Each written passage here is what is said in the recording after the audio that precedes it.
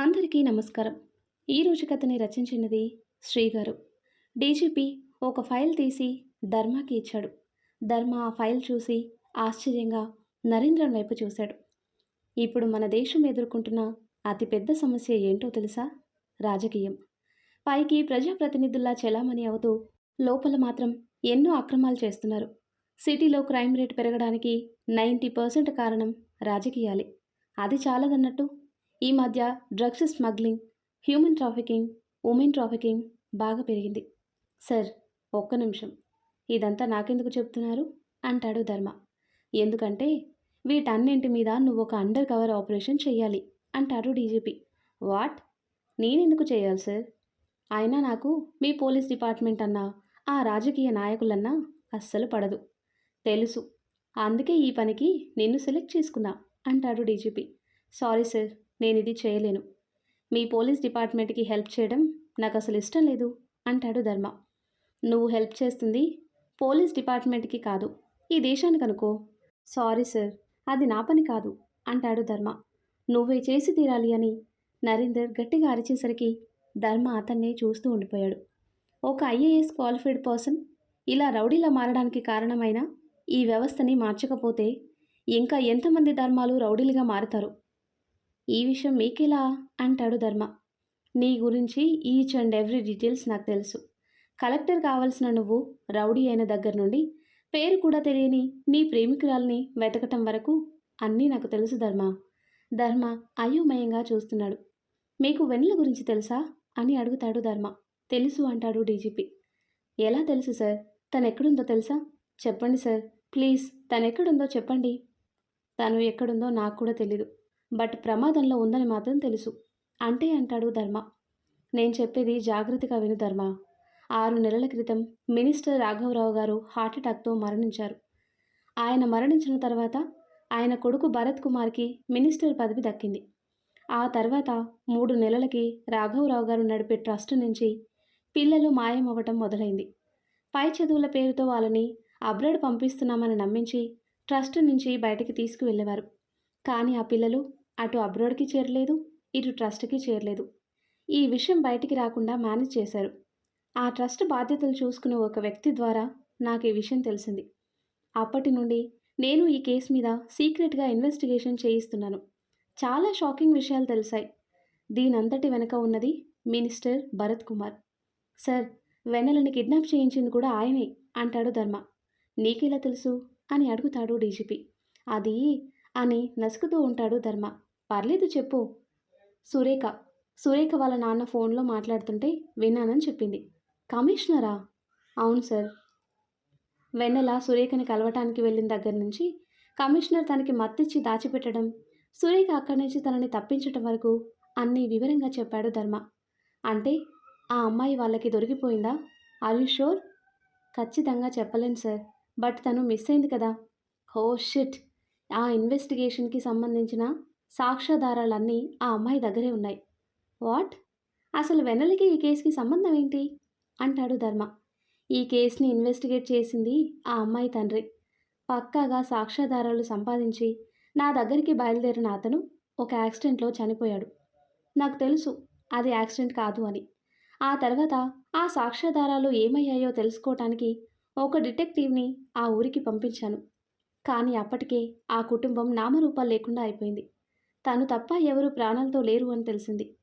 ఆ అమ్మాయి దగ్గరే సాక్ష్యాధారాలు ఉండొచ్చు అన్న నమ్మకంతో తన కోసం వెతుకుతున్న సమయంలో నువ్వు సురేఖ ఆ ఊరికి వెళ్ళి ఆ అమ్మాయి గురించి ఎంక్వైరీ చేయటం అతను చూశాడు. ఆ విషయం నాకు ఫోన్ చేసి చెప్పగానే నిన్ను ఫాలో చేసి నీ గురించి తెలుసుకోమని చెప్పాను. అంటే ఆ రోజు మమ్మల్ని ఫాలో చేసింది మీ మనిషా అంటాడు ధర్మ. అవును, డిటెక్టివ్ అగస్త్య. అతనే నీ గురించి మొత్తం ఇన్ఫర్మేషన్ నాకు అందించాడు. ఆ అమ్మాయి నీ దగ్గరే ఉండేదని, ఆ తర్వాత మిస్ అయిందని, తన కోసం నువ్వు కూడా వెతుకుతున్నావని తెలిసింది. అప్పుడే నువ్వు మినిస్టర్ని కిడ్నాప్ చేయడానికి చేసిన ప్లాన్ గురించి కూడా తెలిసింది. అలా చేస్తే నువ్వు రిస్క్లో పడతావని నేనే ఆ వాటర్ బాటిల్ మార్చి నిన్ను నా రూమ్లో లాక్ చేశాను. అంటే ఆ సాక్ష్యాధారాల కోసమే వాళ్ళు వెన్నెలని తీసుకెళ్ళుంటారా? కానీ సార్, తను నా దగ్గరకు వచ్చేటప్పుడు తన దగ్గర ఏమీ లేవు. కట్టుబట్టలతోనే నా దగ్గరకు వచ్చింది. మరి సాక్ష్యాధారాలు ఎక్కడున్నట్టు అంటాడు ధర్మ. అదే మనం తెలుసుకోవాలి. ఆ సాక్ష్యాధారాలు వాళ్ళ చేతికి చిక్కిన మరుక్షణం వాళ్ళు ఆ అమ్మాయిని చంపేస్తారు. నో సార్, నా వెన్నెలకి ఏమీ కాకూడదు. ఇప్పుడు నన్నేం చేయమంటారు? Let's start the investigation. నేనా? కానీ సార్ అంటాడు ధర్మ. ధర్మ, ఐఏఎస్ అవ్వాల్సిన వాడి తెలివితేటలు ఎలా ఉంటాయో నాకు బాగా తెలుసు. Think, search, do anything else, but the evidence must come to our hands అంటాడు. ఓకే సార్, మీరేం చేయమన్నా చేస్తాను. కానీ నా వెన్నెలకి ఏమీ కాదు కదా అంటాడు ధర్మ. డోంట్ వరీ ధర్మ, వెన్నెల దొరికితేనే మనకి ఎవిడెన్స్ దొరికేది. తనకేమీ కాదు, భయపడకు. ఓకే సార్, ఎనీవే తన పేరు వెన్నెల కాదు, తన అసలు పేరు అని చెప్పబోతూ ఉంటాడు డీజీపీ. వద్దు సార్, తనని నా వెన్నెలలానే ఉండనివ్వండి. తను క్షేమంగా నా దగ్గరికి చేరిన తర్వాత తన నోటితోనే తన పేరు వింటాను అంటాడు ధర్మ. ఓకే, గుడ్ లక్ ధర్మ అంటాడు డీజీపీ. ఇలా జరిగింది ధర్మ చెప్పేది వింటూ ఉంటే కళ్ళు తిరిగినంత పనైంది సురేఖకి. కిచెన్లోకి వెళ్ళి ఫ్రిడ్జ్లో వాటర్ బాటిల్ తీసి గడగడ తాకేసింది. మళ్ళీ వచ్చి ధర్మ పక్కనే కూర్చుంది. సురేఖ అంటాడు. కాసేపు ఏమీ మాట్లాడకు ధర్మ, నా మైండ్ పనిచేయటం లేదు. సరే, రెస్ట్ తీసుకో, నేను బయటికి వెళ్ళి వస్తాను. ఓకే. ధర్మ బయటికి వెళ్ళిపోయాడు. సురేఖ తల పట్టుకొని సోఫాలో కూర్చుంది. ధర్మ బయటికి వెళ్ళిన కాసేపటికి మాస్టర్ గారు పూర్తిగా స్పృహలోకి వచ్చారు. సురేఖ ఆయన్ని కూర్చోబెట్టి పాలు కాచి తాగించింది. ఎలా ఉంది మాస్టారు? కొద్దిగా ఓపిక వచ్చిందిలేమ్మా. మీ వెంటపడ్డ రౌడీలెవరు? ఎవరో దొంగ విధవలు. నేను ట్రైన్ దిగి నడుచుకుంటూ వస్తుంటే నా బ్యాగ్ లాక్కోవడానికి ప్రయత్నించారమ్మా. నేను తప్పించుకొని వస్తుంటే నువ్వు ఎదురుపడ్డావు. అవునా? ఇప్పుడు బాగానే ఉంది కదా? హా, బాగానే ఉందమ్మా. మా బుజ్జమ్మ ఎక్కడుందో, ఎలా ఉందో నీకు తెలుసా సురేఖ?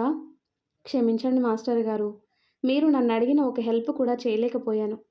ఏం చేస్తాం సురేఖ, లోకంలో అధర్మానికి ఉన్న విలువ ధర్మానికి లేదు.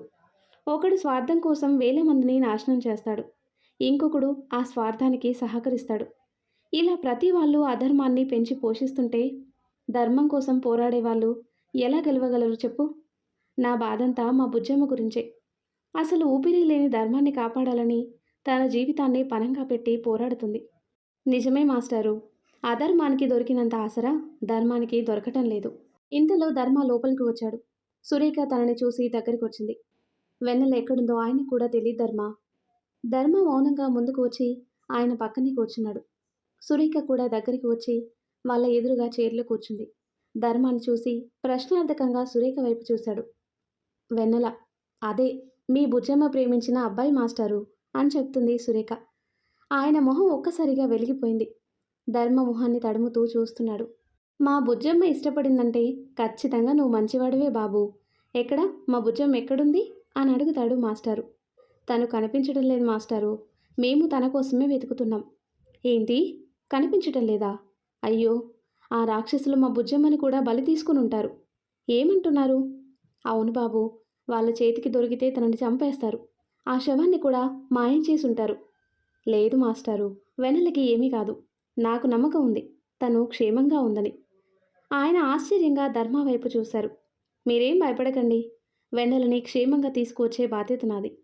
దానికంటే ముందు అసలు తన సమస్య ఏంటో వివరంగా చెప్పండి అని అడుగుతాడు. సరే చెప్తాను బాబు. మాది ఒక మారుమూల పల్లెటూరు. నేనక్కడ స్కూల్లో మాస్టర్గా పనిచేసేవాడిని. ఆ తర్వాత మినిస్టర్ రాఘవరావు గారు ఒక ట్రస్ట్ ఏర్పాటు చేసి ఆ ట్రస్ట్ బాధ్యతలు నాకు మా ఊరి పెద్ద పరంధామయ్య గారికి అప్పగించారు. ఆ పరంధామయ్య గారి మనవరాలే మా బుజ్జమ్మ. నాన్న, నాన్న అని అరుస్తూ పెరటి వైపు వచ్చిన తన కూతుర్ని చూసి కాలుస్తున్న సిగరెట్ దూరంగా విసిరేశాడు కృష్ణారావు. కోపంగా దగ్గరికి వచ్చి నిలబడింది. మీకు ఎన్నిసార్లు చెప్పాను నాన్న సిగరెట్ కాల్చొద్దని? అబ్బా, ఒక్కటేరా. హా, ఒకటి ఒకటి అంటూ ఇప్పటికే చాలా కాల్చారు. మళ్ళీ మీ చేతుల్లో సిగరెట్ చూశానో ఊరుకోను. సరే, ఇక కాల్చను. నోటి మాట కాదు, ప్రామిస్ చేయండి. ప్రామిస్ అంటే కష్టం బుజ్జమ్మ. నాన్న, సరేలే, నీ కాలేజ్కి టైం అవుతుంది కదా, పద వెళ్దాం. హో గాడ్, మీ గొడవలో పడి అసలు విషయం మర్చిపోయాను. ఏంటమ్మా? ఆ రాజేష్ గాడు పల్లవిని ఏడిపిస్తున్నాడు నాన్న. నువ్వు కాస్త గట్టిగా వార్నింగ్ ఇవ్వు వాడికి. సరే సరే, నేను చూసుకుంటాలే, వెళ్దామా? ఒక్క నిమిషం నాన్న, ఇప్పుడే వస్తాను అని లోపలికి పరిగెత్తింది తను.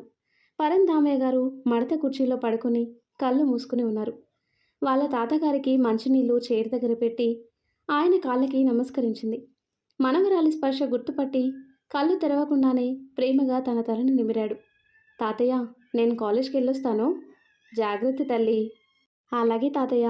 పైకి లేచి బయటికి వెళ్ళబోతూ ఆ పక్కనే ఉన్న కృష్ణారావు చెల్లెలు సుగుణ తన 5 ఏళ్ల పాప కనిపించడంతో వాళ్ళ దగ్గరికి వెళ్ళింది. చిన్ని, బాయ్. అత్త, వెళ్ళొస్తాను. అలాగే బుజ్జమ్మ, జాగ్రత్త.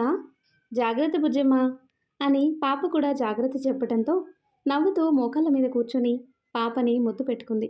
అందరూ నాకు జాగ్రత్త చెప్పేవాళ్ళే. మరి నువ్వు బాగుంటేనే కదా మేమంతా బాగుండేది. సుగుణ భర్త రాజా షర్ట్ హ్యాండ్స్ మడత పెట్టుకుంటూ వచ్చాడు. నువ్వంటే మా అందరికీ ప్రాణం రా. అందుకే జాగ్రత్త చెప్పేది. అంతేకాని నీకు ఆంక్షలు పెట్టాలని కాదు. నేను అలా అనుకుంటానా మావయ్య? నాకు తెలీదా మీ గురించి? నాకు తెలుసు నా బుజ్జమ్మ అందరినీ అర్థం చేసుకుంటుందని.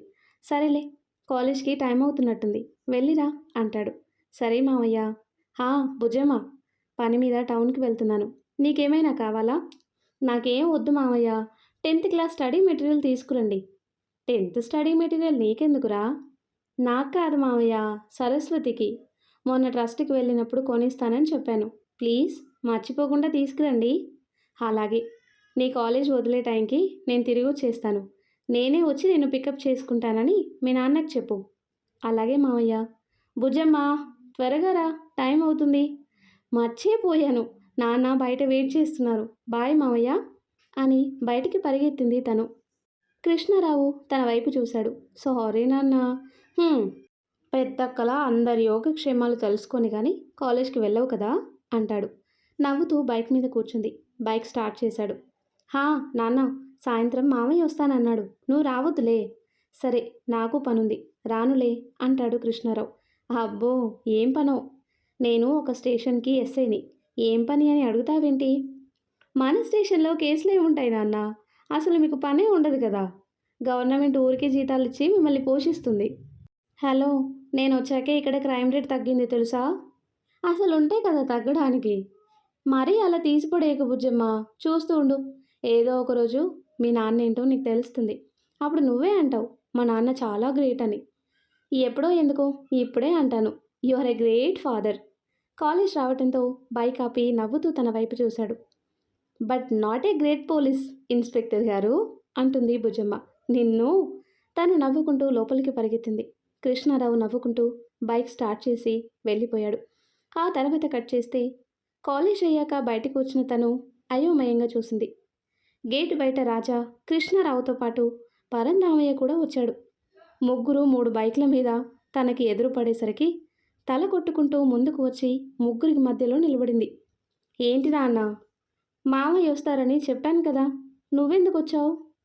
అంటే వాడు టౌన్కి వెళ్ళాడు కదా, లేట్ అయితే నువ్వు ఇబ్బంది పడతావని వచ్చేసాను. తాతయ్య, మీరెందుకు వచ్చారు?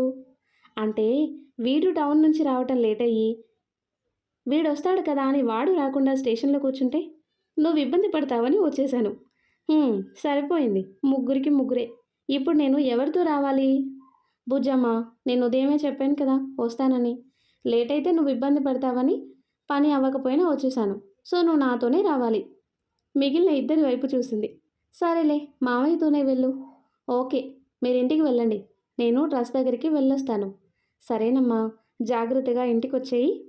నేను తీసుకొస్తాలే, మీరు వెళ్ళండి. ట్రస్ట్ దగ్గర బైక్ ఆపి లోపలికి వచ్చారు ఇద్దరు. తనని చూడగానే పిల్లలందరూ పరిగెత్తుకుంటూ వచ్చారు. పిల్లలతో కలిసిపోయి చిన్న పిల్లల ఆడుతున్న మేనకోడల్ని మురిపెంగా చూస్తూ మురిసిపోతున్నాడు రాజా. పిల్లలందరికీ చాక్లెట్స్ ఇచ్చి సరస్వతి పక్కకి వచ్చి కూర్చుంది. సరస్వతి, నీకోసం ఏం తెచ్చానో చెప్పు చూద్దాం. స్టడీ మెటీరియల్ తీసుకొస్తానని చెప్పావు కదా, అదే తెచ్చుంటావు అంతే కదక్క. అందుకే నువ్వు జీనియస్వి అనేది. ఇందులో నా తెలివి ఏముందక్క? మా అక్క మాటిచ్చింది అంటే ఖచ్చితంగా తీసుకొస్తుందని నాకు తెలుసు కదా. సరే తీసుకో, బాగా చదవాలి, నీకు ఫస్ట్ ర్యాంక్ రావాలి, మన ఊరి పేరు రాఘవరావు గారి పేరు నిలబెట్టాలి, ఓకేనా? సరే అక్క, బాగా చదువుతాను, ఖచ్చితంగా ఫస్ట్ ర్యాంక్ వస్తుంది. గుడ్. ఇంకేమైనా కావాలంటే అడుగు, నేను మాస్టర్కి చెప్పి అన్నీ ఏర్పాటు చేస్తాను. అలాగే అక్క. బుజ్జమ్మ ఎప్పుడొచ్చావు అని మాస్టర్ గారు దగ్గరికి వస్తూనే అడిగారు. ఇప్పుడే మాస్టారు. ఇక్కడ సందడిగా ఉన్నప్పుడే అనుకున్నా మా బుజ్జమ్మ వచ్చుంటుందని. బుజ్జమ్మ వెళ్దామా? ఇంట్లో వాళ్ళు కంగారు పడతారు. వస్తున్నా మావయ్య. మాస్టారు పిల్లల్ని జాగ్రత్తగా చూసుకోండి. నాకు ఎగ్జామ్స్ ఉన్నాయి. ఇక్కడికి రావటానికి కుదరకపోవచ్చు. వీలు చూసుకొని వస్తాను. సరే బుజ్జమ్మ, నేను చూసుకుంటాలే. మీ తాతగారు కూడా వస్తూ ఉంటారు కదా. సరే మాస్టరు, వెళ్ళొస్తాను. మంచిది తల్లి. పిల్లలందరికీ చెప్పి అక్కడి నుంచి బయటికి వచ్చింది. రాజా తనని తీసుకుని ఇంటికి బయలుదేరాడు. మరి ఆ తర్వాత ఏం జరుగుతుందో నెక్స్ట్ వీడియోలో తెలుసుకుందాం. ఎంతో ఇంట్రెస్టింగ్గా ఉండే ఈ స్టోరీ నెక్స్ట్ పార్ట్స్ కోసం ఈ వీడియో లైక్ చేసి మన ఛానల్ని తప్పకుండా సబ్స్క్రైబ్ చేయండి. Thanks for watching.